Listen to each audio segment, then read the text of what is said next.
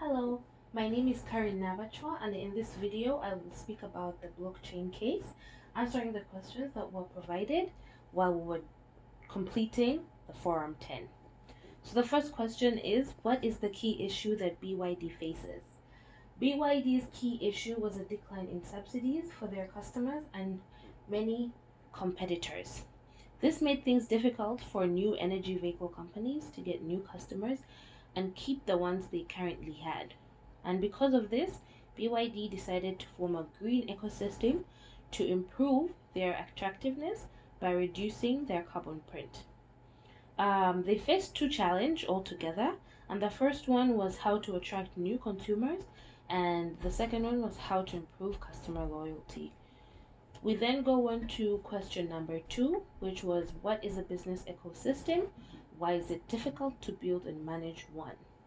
So, a business ecosystem is a business network in which the activities of various entities influenced each other and the respective performances of the evolved entities were closely related. This can be looked at in another aspect, for example, like a biological ecosystem, because everyone, like suppliers, distributors, businesses, customers, and even the government, are closely related and cannot survive without one another. The article explains 4 of the big reasons why building and managing an ecosystem is hard. And the first one would be a business ecosystem needed a blueprint that included a vision defining the value proposition of the ecosystem and a corresponding governance and interaction structure. The second would be building and managing a business ecosystem included both costs and risks. The ecosystem might fail midway through the process. The third one would be without sufficiently credible information and effective government mechanisms, ecosystems could lack trust and participants might be reluctant to risk their assets. And the fourth one would be a healthy business ecosystem was always evolving. It was hard to manage a business network where participants were constantly entering and exiting. The article also mentions that a good ecosystem often required big players. They call these the hubs of the ecosystem, the necessary firm that would be responsible for tackling the difficulties. We go on to question 3, which was identify the 5 types of participants in BYD's green ecosystem. What benefits does the ecosystem offer to each of these participants? So, the 5 types of participants within the ecosystem are the users, emission reduction enterprises, that's to say the BYD, on the emission reduction platform, and then the third would be supporting merchants on the redemption platform. The fourth, the infrastructure provider, which would be VeChain. The fifth would be third-party certifier, which is DNVGL. The ecosystem allowed each participant to play off the others in order to provide each with success. For example, users drove BYD's electric cars, producing fewer emissions. Data was uploaded from BYD's system to VeChain's point circulation platform. The basis of this circulation platform was the blockchain.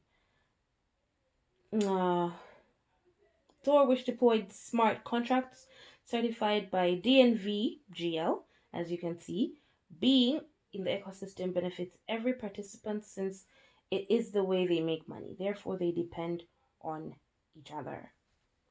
Can we go on to question number 4? What is blockchain?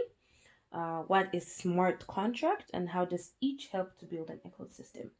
So blockchain is a distributed ledger technology on which data was verifiable, tractable, immutable, and permanent. Blockchain means that data cannot be removed or altered, and that users would be able to reach a consensus on the data. A smart contract is a self-enforcing automated digital contract deployed on blockchain. The article goes ahead to explain how blockchain and smart contracts help to build an ecosystem, and this means there is a vast potential to help reduce the difficulties in constructing and managing business ecosystems.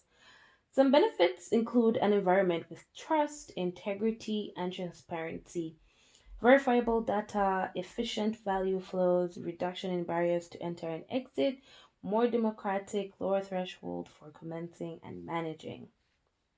Um, we go ahead to go to number 5. The question here is, what roles do DNVGL and blockchain play, respectively, in reducing emissions as part of the green ecosystem? How do they complement each other? So, DNVGL undertook the certification work for the greenhouse ecosystem. They went ahead and they also certified the carbon reduction calculation and points issuing rules to further ensure the green value of the carbon points. Blockchain went ahead and deployed smart contracts, which calculated in real time the carbon reduction achieved in each trip using the uploaded driving data. These two complement each other because without blockchain, DNVGL had neither enough capacity to monitor data on thousands of real-time carbon reductions data, nor the ability to confirm that all of the carbon points issued by different entities were consistent with the rules. On the other hand, if DNV was not there, the data uploading process could not be certified. So since neither the carbon reduction calculation rule nor the point issuance rule were certified by anyone, firms would have different standards. This would make it impossible to reach unity or a reliable match. Therefore, the green ecosystem would not function without DNV, GL, or blockchain, as they really, really rely on each other. And last but not least is the 6th question that states, if you were the manager of the green ecosystem, how would you maximize its potential and achieve greater economic and environmental value? So, if I were the manager of the green ecosystem, I would agree with BYD and do the same thing, and do the same thing as BYD and the other participants. Based on the article, it sounds like they've been very successful within the ecosystem, and I would put a lot of my focus on reducing every participant's carbon footprint, which is also aid in achieving greater economic value. Yes, and that's the conclusion.